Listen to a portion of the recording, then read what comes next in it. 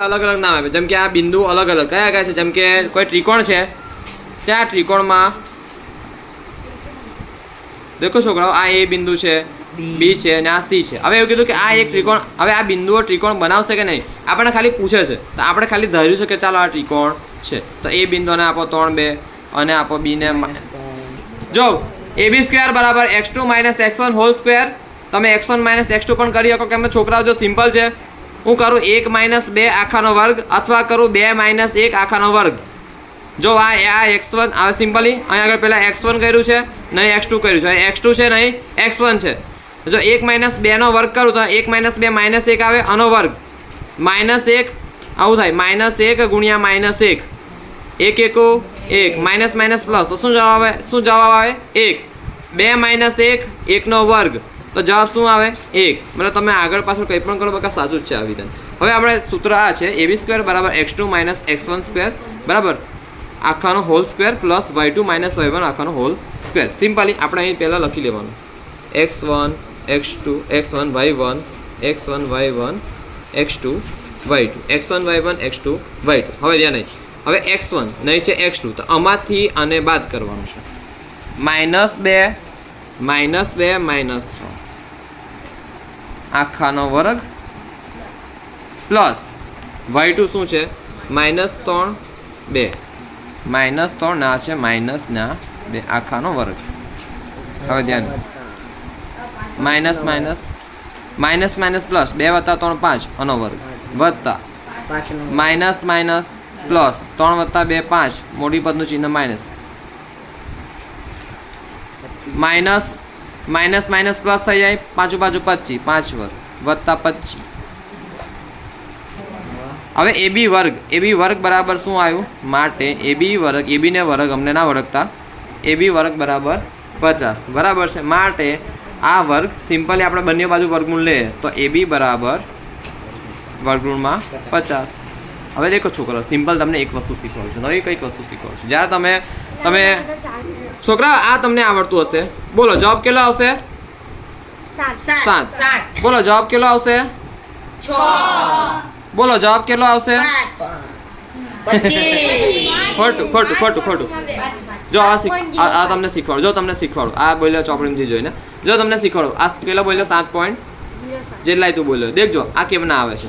તો જો છોકરાઓ હવે 50 થાય તેની નજીક વર્ગમૂળમાં આવતી સંખ્યા કઈ છે 50 ની નજીક માં જેનું વર્ગમૂળ નીકળે તે સંખ્યા કઈ છે 50 ની નજીક 49 છે જેનું વર્ગમૂળ નીકળે તો સિમ્પલી શું કરવાનું 49 + 1 49 + 1 ઓકે સિમ્પલી આટલું સમજ પડી બરાબર।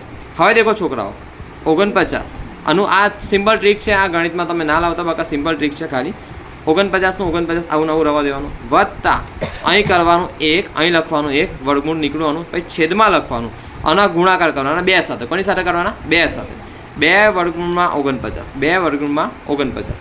હવે 49 નું વર્ગમૂળ શું નીકળે 7 + 7 વત્તા 1 2 આનું વર્ગમૂળ શું નીકળે 7 + 7 7 વત્તા 1/2 = 14 7 દુ 14। હવે 1/14 કરવાનું તમારે 1/14 देखो ध्यान है आप सिंपली भाग चाले ना चाले तो अहीं शू मूकजो पॉइंट, अहीं शू मूकजो 0, अहीं शू मूकजो पॉइंट, अहीं शू मूकजो 0। हवे भाग ना चाले तेनुं अहीं 0, अहीं पण 1 0 ओके। हवे 14 नो घड़ियो बोलो जेने आवड़तो होय ते 14 देखो 14 28 14 चौक 56 14 50 14 छंग 14 7 કેટલા થાય 14 7 98। સિમ્પલી મારે ફક્ત પોઈન્ટ પછી 2 રકમ જોતી હતી આવી ગઈ છે, પછી અહીં 2 બસ પોઈન્ટ પછી 2 રકમ જોતી હતી મને મળી ગઈ છે। હવે 7 + 0.07 0.07 તો આવી ગયા 7.07। આ આવી વર્ગમૂળમાં 50 ની વેલ્યુ 7.07 આવી જ ને આવે। વર્ગમૂળમાં 52 અહીં આપેલી છે, આપણે એનું વર્ગમૂળ કાઢવાનું તો કેમનું કઢાશે દેખો આ 52 છે તેની નજીક વર્ગમૂળ કઢાવતું હોય તેવી સંખ્યા કઈ છે 49। તો સિમ્પલ લખવાનું 49 + 3 49 + 3। હવે આ 49 વર્ગમૂળમાં 49 + 3 હવે આ સૂત્ર આપેલું આપણું ટ્રીક વાળું ચાલુ થયું બરાબર। અહીંથી આ કાઢો સાઈડ પર છેદમાં અને અને 2 વડે ગુણવાની. કેટલી વડે? 2 વડે. 2 વર્ગમૂળમાં 49 વર્ગમૂળમાં 49 7 વડે 7 વત્તા 3 2 વર્ગમૂળમાં 49 2 ગુણ્યા 7 7 વડે 7 3 2 સત્તા 14 3 ભાગ્યા 14 3 ભાગ્યા 14 3 ભાગ્યા 14 તો સિમ્પલી 0.0 14 દુ માઇનસ 2 હજુ અહીંથી 0 14 એકું તો 7 વત્તા 0.21 જવાબ આવી ગયો 7.21. જો છોકરા વર્ગમૂળમાં 2 છે, વર્ગમૂળમાં 2 બરાબર 1.41 તેમજ વર્ગમૂળમાં 3 બરાબર 1.73 આ તમારે યાદ રાખવાનું છે. પણ બીજા બધા માટે મેં તમને ટ્રીક કામ લાગે તે મેં તમને ટ્રીક અત્યારે કીધી હતી. હવે આપણે ફરીથી પાછા દાખલામાં પ્રવેશ કરીશું. જો પહેલાં આપણે AB સ્ક્વેર શોધ્યું તો AB સ્ક્વેર કેટલું આવ્યું? 7.0 AB બરાબર કેટલું આવ્યું? 7.07 AB સ્ક્વેર આવ્યું 50 AB બરાબર વર્ગમૂળમાં 50 વર્ગમૂળમાં 50 ની વેલ્યુ છે 7.07. હવે આપણે શોધીએ BC સ્ક્વેર. તો દેખો x2 માઇનસ x1 નો વર્ગ x2 કેટલા છે? બગડ 2 માઇનસ x1 કેટલા છે? હવે દેખો અહીં ધ્યાન x2 કેટલા છે? બગડ 2 માઇનસ મૂક્યા x1 કેટલા છે? -2 એટલે એને મેં કહો કૌંસમાં. મેં તમને પેલા અને આગળના ચેપ્ટરમાં કીધેલું. y2 કેટલા છે? તગડ 3 -3 આખાનો વર્ગ 2 માઇનસ માઇનસ પ્લસ 2 વત્તા 3 વત્તા 3 વર્ગ 4 નો વર્ગ વત્તા 6 નો વર્ગ 16 વત્તા 36 6 12 ને 52 6 12 અને 52 માટે BC સ્ક્વેર બરાબર 52 માટે BC બરાબર વર્ગમૂળમાં 52 જે આપણે પાછળ શોધી લીધું છે કેટલું 7.21. હવે સિમ્પલ અહીં આ BC સ્ક્વેર શોધ્યું. જો AB સ્ક્વેર શોધાઈ ગયું, BC સ્ક્વેર શોધાયું. હવે આપણે શોધીએ AC સ્ક્વેર. તો AC સ્ક્વેરમાં પેલા સિમ્પલ બકા 3 2 છે અને બીજું શું છે? 2 3 આ A છે અને આ C છે 2 3 અને આપણે x1 અને y1 અને x2 અને y2. હવે જો AC સ્ક્વેર બરાબર x2 minus x1 hall square plus y2 minus y1 whole square. x2 કેટલા છે? બગડે 2 માઇનસ x1 કેટલા છે? તગડે 3 વત્તા y2 કેટલા છે? તગડે 3 x1 કેટલા છે? તગડે 3 ઓકે બરાબર. y2 કેટલા છે? તગડે 3 y1 કેટલા છે? બગડે 2 ફરીથી ચેક કરી લે. x2 કેટલા છે? બગડે 2 x1 કેટલા છે? તગડે 3 બરાબર છે બધું. પ્લસ માઇનસ 2 માંથી 3 જાય તો ઓકે 3 માંથી 2 જાય તો 1 ને મોટા પદનું ચિહ્ન -1 વત્તા 3 માંથી 2 જાય તો 1 -1 પ્લસ 1 1 મિનિટ સિમ્પલ થયું વર્ગ ને વર્ગ.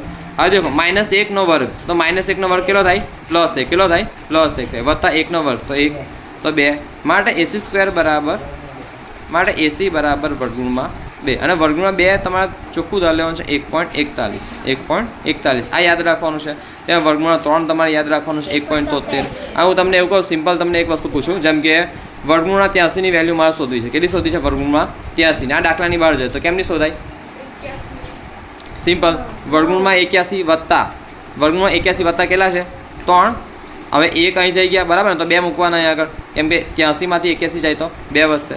સિમ્પલી છેદમાં લખવાનું છે 2 વર્ગમૂળમાં 81 9 વડે 9 વત્તા 2 ગુણ્યા 9 વડે 9 વત્તા 2 9 18 સિમ્પલી 2 9 18 9 વત્તા 1 છેદમાં 9 1 છેદમાં 9 અહીં આવશે પોઈન્ટ ને 1 0 9 એકું 9 ચાલ્યાત કરશે તો 9 વત્તા 0.11 તો વેલ્યુ આવશે આની 9.11. હજુ દાખલો આપણો અધૂરું છે પેલો બરાબર. તો આ 3 બિંદુઓ છે તો હવે એક ત્રિકોણ બનાવશે એવું આપણને પૂછે છે. શું આ ત્રિકોણ બનાવશે?